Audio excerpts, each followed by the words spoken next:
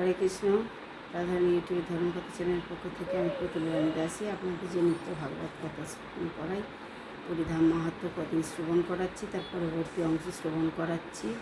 আপনারা শ্রবণ করুন, সাবস্ক্রাইব করুন, শেয়ার করুন, লাইক করুন, সঙ্গে থাকুন, সমস্ত ভিডিওগুলো দেখুন, আপনার সঙ্গে থাকুন। জ্ঞানন্তিনন্দস্য জ্ঞানাঞ্জনশীলকাচক্ষুরুন্মিলিतं येन তস্मै শ্রীগুরবে নমঃ।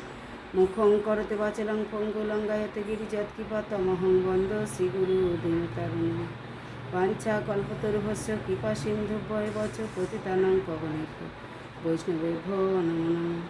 শ্রীকৃষ্ণ চৈতন্য প্রভু নিত্যানন্দ শ্রী অদ্বৈত গদাধর শিবাসাদি গৌর ভক্তবৃন্দ। হরে কৃষ্ণ কৃষ্ণ কৃষ্ণ হরে হরে, হরে রাম রাম রাম হরে হরে। জয় শ্রী শ্রী গুরু গৌরাঙ্গ গান্ধারিকা গিরিধারী জীব কি জয়, গুরুদেব পরমলোক জগৎগুরু শিল প্রপাত কি জয়। তৃতীয় অধ্যায়,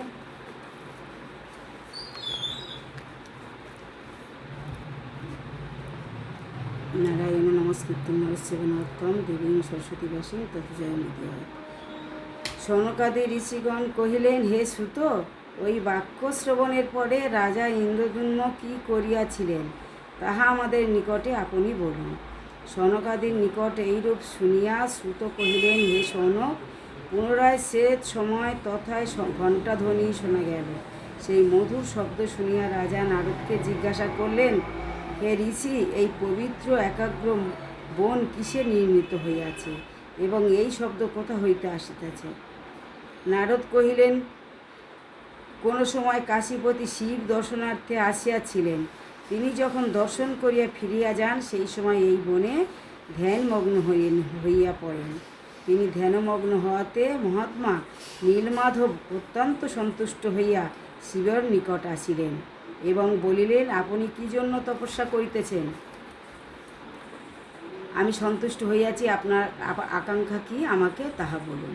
মহাদেব কহিলেন, যদি আপনি সম্প্রীতি প্রসন্ন হইয়া থাকেন, তবে এই বর দিন যে এই বন নামে আমার নামে খ্যাত হোক।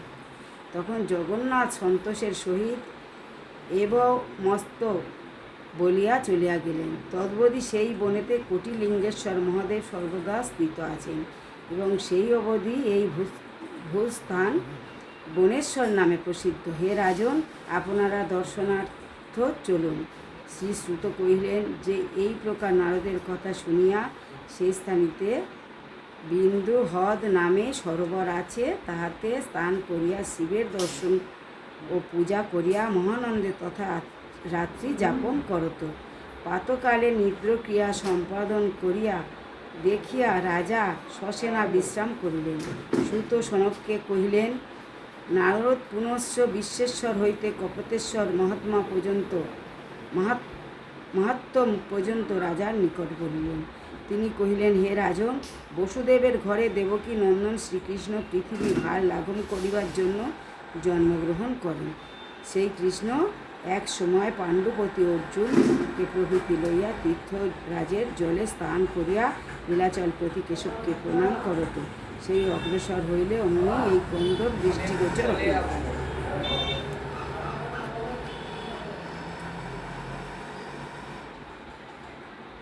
সেই সময় কৃষ্ণ দেখিলেন এক বিরাট রাক্ষস আসিতেছে। তখন কৃষ্ণচন্দ্র বিল্লবৃক্ষের নিচে মহাদেবের মূর্তি স্থাপন করিয়া সেই অরণ্যের মধ্যে রাক্ষসকে মারিয়া ফেলিলেন। তদ্বদি এই মহাদেব বিশ্বেশ্বর নামে প্রসিদ্ধ হন। হে রাজন, আরেকটি কৌতুক, যে পূর্বেই কাশীপতি মহাদেব ইহাকে দেখিবার ইচ্ছা করিয়া আসিয়াছিলেন ও নীলমাধবের দর্শন পূজন করিয়া সে সময় ফিরিতেছিলেন, তখন কপতের রূপ ধারণ করিয়া সেই স্থানে অবস্থান করেন। তদ্বদি কপতের নামে প্রসিদ্ধ পূর্ণ মনোরথ পূরণকারী বলিয়া বিখ্যাত। তোমরা সকলে ইহার পূজা করো। তখন রাজা হৃষ্টচিত্তে উক্ত দুইটি শিবলিঙ্গের পূজা করিয়া নীলমাধবের দর্শনের জন্য বর যাচনা করিলেন। এই রূপে যেমন নারদ বলিয়াছিলেন, রাজা তেমনই করিয়াছিলেন। ইহার কিছুক্ষণ পরে রাজার বাম চক্ষু স্পন্দন করিতে লাগিল। তখন রাজা অত্যন্ত বিশ্রান্বিত হইয়া নারদকে জিজ্ঞাসা করিলেন, হে মহামুনি নারদ, আমি একই অমঙ্গল দেখিতেছি যে আমার বাম নেত্র স্পন্দিত হইতেছে, ইহার ফল কি? নারদ উত্তরে কহিলেন, হে রাজন, আজ তোমার পুত্র উৎসব হইবার সম্ভাবনা। আজ তোমার পুত্র উৎসব হইবার সম্ভাবনা, এই জন্য জগন্নাথের দর্শন পাইবে না। এবং তোমার প্রেরিত বিদ্যাপতিকে এখানকার শিবলিঙ্গ যখন দর্শন দিয়াছে তখন অন্তর্ধান হইয়া গিয়াছে, এবং তদ্বতী এখানকার স্বর্ণবর্ণ বালুকারাশি পীতবর্ণ হইয়া গিয়াছে।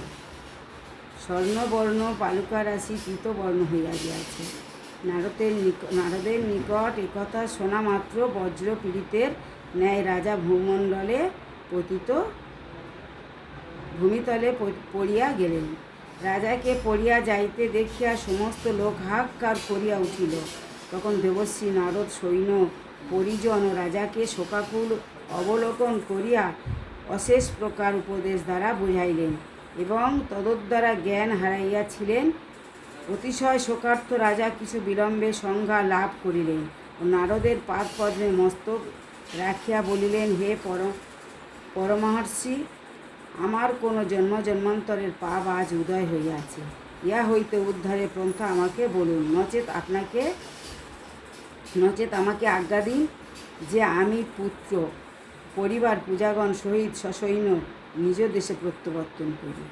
কিন্তু আমার শ্রী পাদপদ্ম দর্শন না করিয়া ফিরিবার ইচ্ছা নেই।